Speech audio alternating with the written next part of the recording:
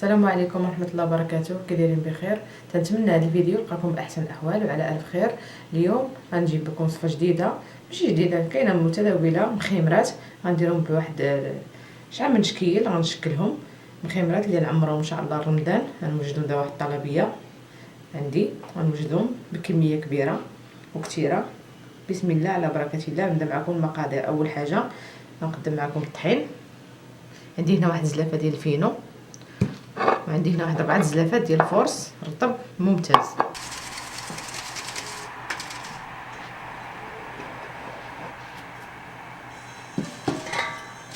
هنا غنديروا الخميره، واحد 2 معالق خميره، حلقه سليده ولا العسل اختياري. هنا عندي واحد المعلقه ديال دانون طبيعي، حتى 2 معالق الملحه،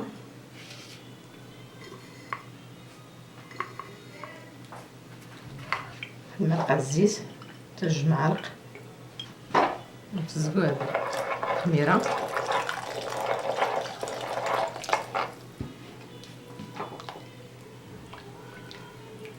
نخليوها تتنفع لنا عاد نبداو نعجنو. هنا نزيد واحد المكون ديال الخل ابيض، معلقه صغيره.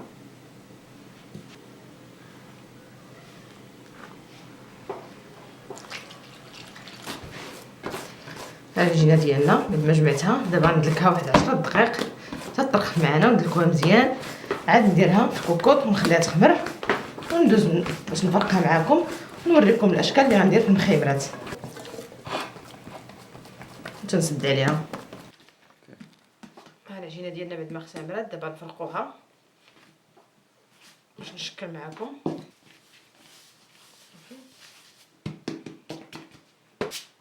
ها الخبيزات ديالنا بعد ما شكلتهم غنخليهم حتى يترخفوا، عاد ندوز نطلقوهم. دابا ان شاء الله نبداو بالكره الاولى. نرشوا الطرح معنا مزيان بالطحين ونطلقوا.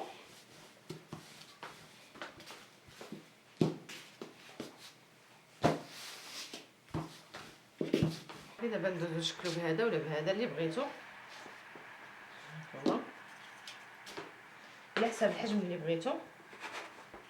صافي، وهادو نجمعوهم. ها الكره الثانيه هي بعد ما طلقتها نشكلوها. هنا الكره الثالثه نشكلها مربعات. المربع غتقسموا به،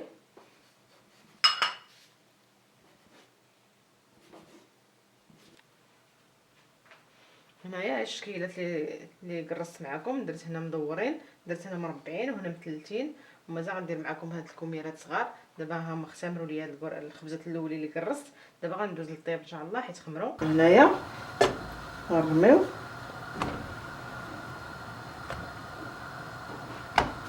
صافي، نرميو ونقلبو، ما نخليوش يختمر معنا في المقله. عاوتاني دغيا نقلب. هانتوما تتشوفوا المخمرات بدات تنفخ.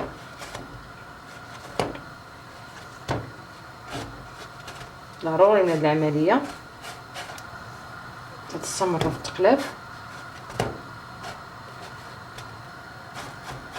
تبارك الله بداو تيتنفخوا معنا.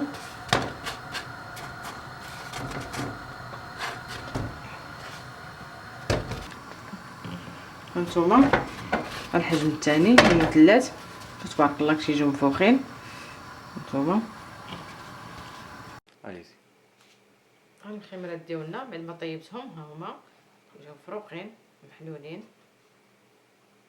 الشكل الاخر مثلث. هانتوما ها المخيمرات بعد ما طابوا لنا ها هما تبارك الله كيجيو مفروقين، ها هما محلولين. هذا الشكل الثاني ديال المثلث هانتوما، وهذا المربع.